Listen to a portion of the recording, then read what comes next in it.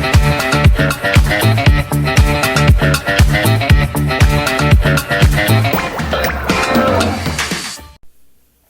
guys, nandito kami para i-unbox tong bagong phone na nirelease ni Xiaomi. Ito yung Poco X3 na nilaunch noong September 7. So, ito, may early bird price siya nung Shopee sale na ito ay 128 tawag dito, 128 GB variant. So, yung presyo nito is 11,990. Tapos nakakuha kami ng libreng ang tawag dito, yung cooler, shark cooler. So, ito na yung laman ng box. So, meron siyang manual. Tapos, meron siyang jelly case. So, ang ganda ng box niya. So, ang ganda ng packaging. Ang bigat. Solid. Parang ang feel niya is solid talaga siya. Tapos, ito na yung phone. Napakaganda. Napakasulit ng phone. So, bali, munti ka na kaming bumili ng Note 9S. Tapos biglang naglabas ng bago yung 99, naglabas si Xiaomi ng ng tawag dito ng release. So ito yung charging block niya na 33 watts. So ayan siya. So napakabilis. So I think 1 hour pa lang full charge na to. Kasi yung akin, itong iPhone ko parang 2 hours 18 watts. Paano pa itong 33 watts? So yung tansya ko mga 1 hour full charge na to. So ayan siya, USB Type-C. So ayos na ayos siya, naka future proof naman, naka 5G to na tawag dito na Wi-Fi. So future proof siya. Ayan yung mga specs ay sa taas yan. So Qualcomm Snapdragon 732G octa-core, tas 120Hz yung display. Napakaganda. Pang iPhone to 60Hz lang. So napakaganda ng display. Tapos yung touch sampling niya 240Hz touch sampling, napaka-smooth. Sobrang smooth. Tapos yan, ang ganda ng likod. Ayan yung camera. Ito yung umiilaw nilang dinedemo sa likod na logo ng Poco. Ito yung screen, napakalaki. So, maganda talaga siya para sa akin. Tapos kung makikita nyo mamaya yung steady shot niya, parang may gimbal. So, napakaganda. Para sa presyo niya, 11,990. Parang kapresyo na siya. Parang flagship killer talaga to. Talagang malampapalag to sa 25 to 30,000 na mga cellphone ngayon sa market Ewan ko lang, syempre magbababa ngayon sila ng presyo kasi nagtaas. Ang ganda na specs na ito So ayan siya. Ilalagay lang si jelly case. So liquid cool technology na rin to. So ayon sa nila, ang ganda sa gaming, napaka-smooth. Tapos ang 6GB RAM. Ito yung display niya. Nag-sample kami ng video ng 4K. Napakaganda ng, kung makikita niyo yung screen, napakaganda, napaka-vibrant. Ang ganda ng brightness, tama-tama lang. Ayun nakikita nyo? Ang ganda. Ang ganda ng shot. Ang ganda ng display. Ang ganda ng lutang.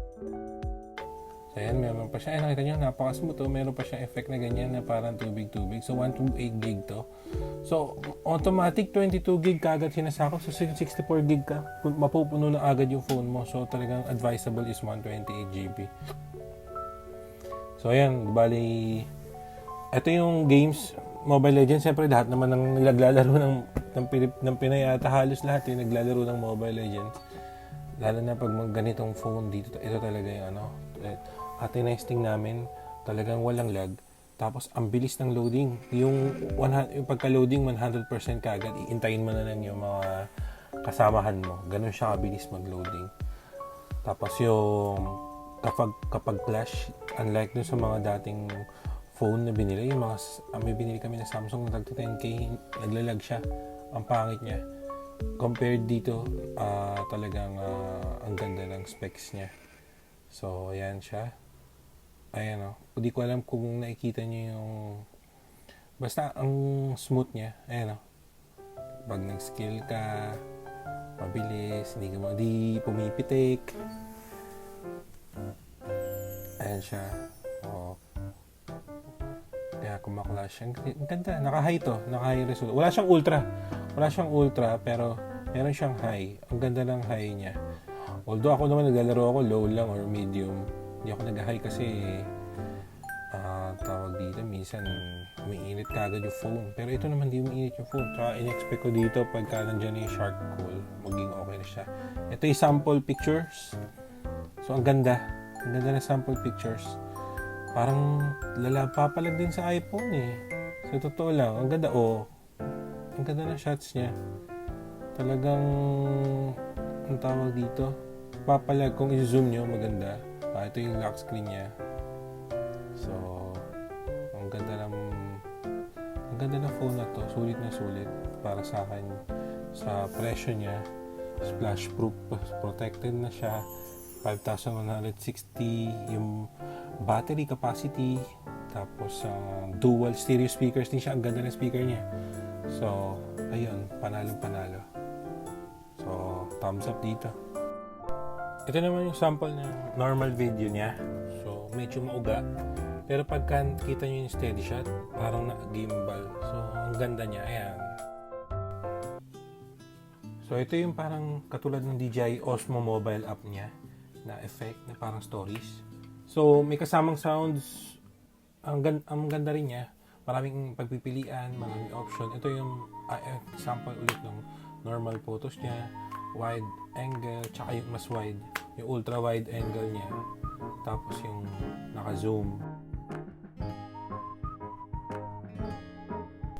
Sa gaming naman, meron siyang special features, yung Game Turbo.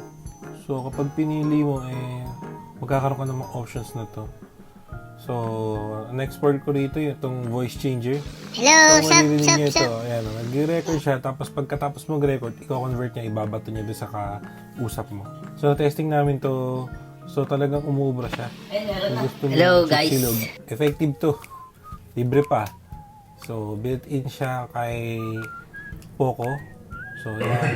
Hello. Kung marinig yung totoong boss mo, Pwede naman convert. Yan, may man. May robot. Hello. Ayan siya. So, ayan. Check, 1, 2, 3. Ang ganda niyang features. So, definitely, kung talagang may budget ka na 12,000 pesos, ay napakaganda nito. Steel na to. Huwag ka bibili ng mga release before dito kasi ito talaga game changer tong lumabas na to. So, approve na approve. Parang steel. So, yun. Shoutout pala sa sponsor natin kay Mangood Shake Ventariales. So, bili lang kayo dyan. Napakasarap ng dyan. So, thank you guys. Please subscribe and thank you for watching. Salamat. Balik-balik kayo sa mga susunod na reviews.